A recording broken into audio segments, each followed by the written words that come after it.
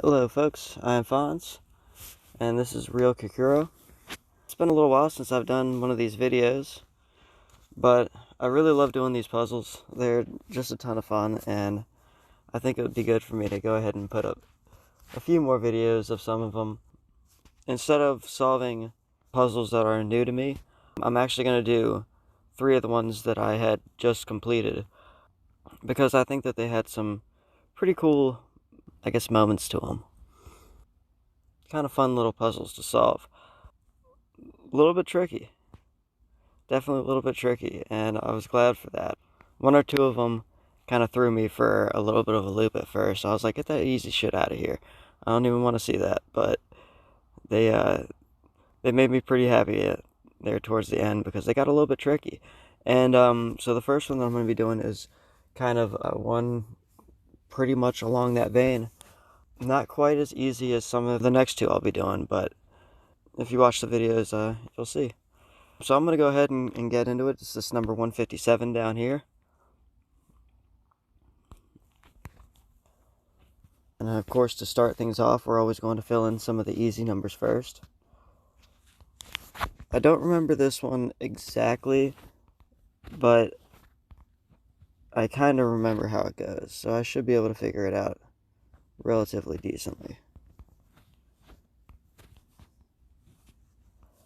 So again, the beginning here actually starts off with a few real just easy things to start filling in, and we're actually going to wind up filling in this entire top half. And it's this bottom half here that gets actually really interesting after you've already kind of mostly solved the puzzle. Hopefully I can figure that out in a reasonable time, but we'll continue forward. So looking at this right here, these two squares have to add up to 5. So we can say that has to be a 2 or a 4. And that lets us piece in that this is going to be a 1 or a 3. Of course, it can't be a 1 with that 12 there. So again, we kind of have just that easy money going through here. So there's already our 1, 2, 3, 4 of this row, having all 9 squares, so we have to have 1 at each. From here, we can kind of easily say that that's a 5 or a 6. Alright, there we go. And, let's see. This one has to be a 4 because of the 13 and the 5. That makes this row, or this column right here, a 23, which is a 6, 8, 9. So only a 6 can go there. And then that's going to give us our, whoa, that's not math. And that's going to give us our 2, and then a 7. And then that leaves an 8 and a 9 for right here. So that gives us our 8 and our 9. So already we're going to work our way down there. However, before we even do that, we have a 5, 6 in these two squares in that row. So we know that a 6 can't go here. So that's a 5. And that gives us our 6 and our 8 and our 9. And then that's going to be a 2. So we kind of carry that through right there.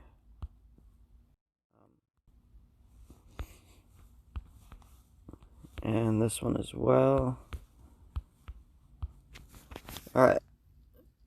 So, really easy, kind of first, I guess you could say half to this puzzle.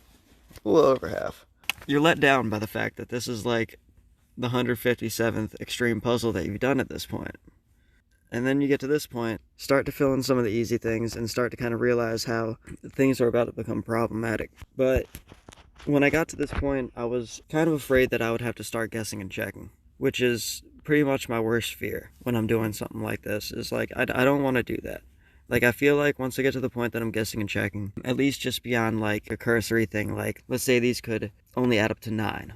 Then I could say that a 4 couldn't go there because that would make this one a 5. That would already be a 9. That would leave nothing left over for that once we start to break down like what this block is worth.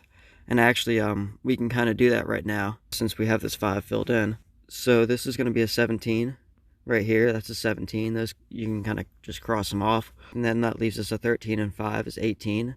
And that's going to be minus a 3, which leaves us with a 15. So this little 3 sections of blocks is worth 15. So looking at these two blocks, we can say that that's going to be a 7, 8, or 9, which means that a 15 is going to be a 6, 7, or 8 going there. And I could probably cross-check that going this way as well, but I don't think it's going to matter. I guess 17, it could be an 872, it could be a 962, or a 971. So that's not really too important right now. But we do at least know that this is going to be 15 for later. And that's actually going to be one of the things that's going to wind up helping us, is looking into how much each of these three kind of sections are worth and going through it all.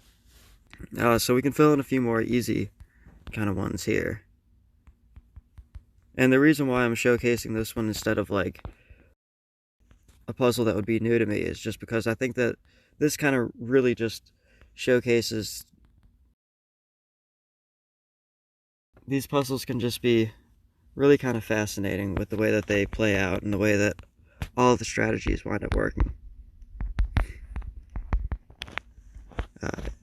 Especially, I guess, once you get past that first point of, like, just getting over the, I guess, the math aspect of it.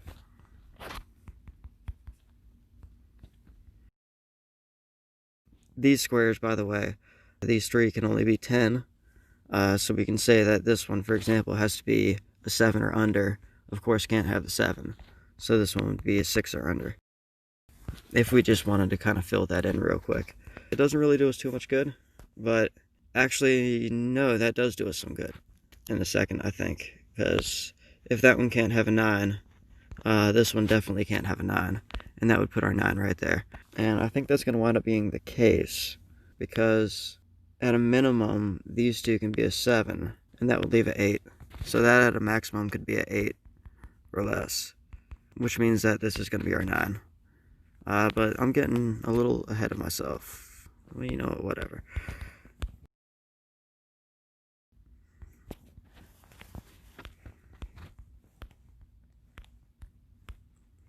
Alright, so that lets us cross off a few things there.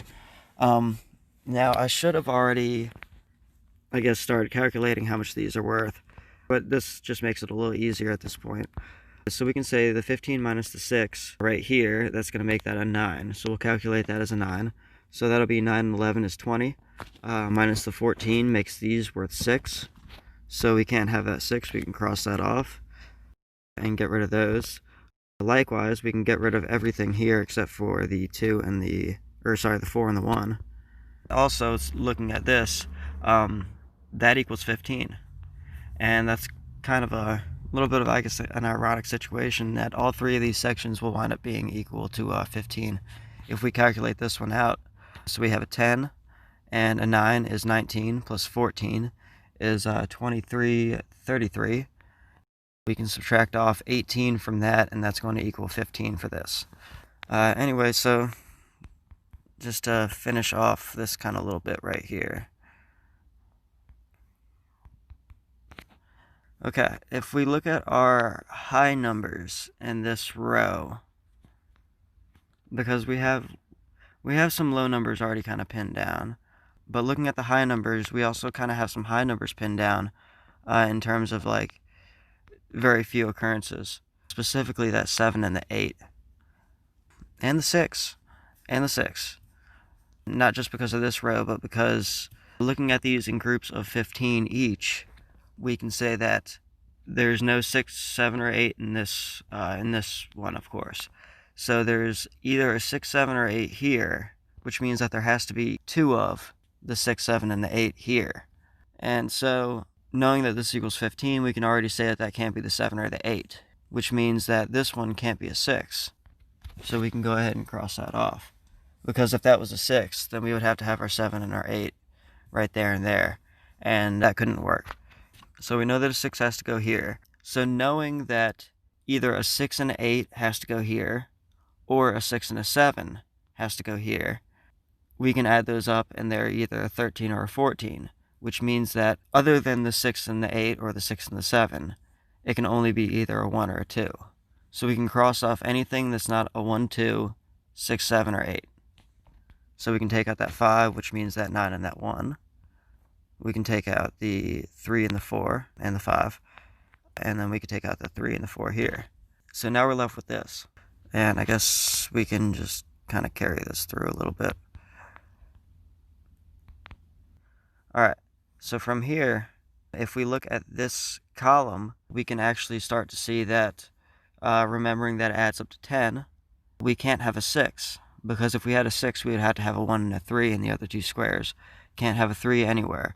So we can't have that 6, which means we can't have that 2 or that 7, and we can't have that 6. And now this, even without taking out that 6 right there, just taking out the 7 right there, now we know that we have to have the 8 and the 6 here. So this is now our 7. This has to be our 8. That has to be our 6. That's 14.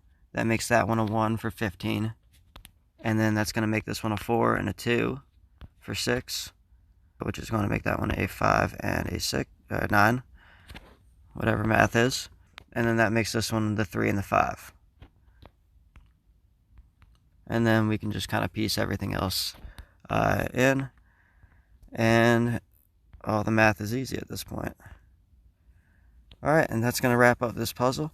I don't know, maybe it's not the most interesting thing to watch, but hopefully just seeing this kind of can shed some light on what some of the more advanced strategies are, and just kind of getting to see, like, once you get past that learning curve, that these puzzles can be occasionally fast-paced, and they can be a lot of fun. And, I mean, that was almost 14 minutes that I spent on that puzzle, and honestly, ironically, I solved it faster the first time, but still, almost 14 minutes, like, I felt like that was like a real quick 5-minute puzzle. They're just a lot of fun. I definitely highly recommend, if you enjoy puzzles, if you're not afraid of doing, like, just basic math, and, you know, maybe even getting kind of a little bit deep in the math, you know, go down the rabbit hole, explore some possibilities, learn some of the different correlations between how the different number combinations can all kind of fit together. Of course, learning to look at it from the algebraic side of things kind of makes things a lot more interesting as well. It adds an interesting extra depth to things. You know, I just noticed this is like almost the numbers 1 to 9 in reverse order right here. It's like very close. Anyway, hopefully doing these couple of videos here will help to, I guess, just raise a little bit more interest and awareness towards these types of puzzles. They can really be a lot of fun. You just got to give it a shot, get past that learning curve, and you can start to kind of see the different ways that all the strategies can kind of open up and really make for an interesting type of activity to do. Just pass a little bit of time, keep your brain somewhat sharp, and yeah. I hope that y'all have enjoyed watching this. Thank you for watching, and catch you next time. Bye.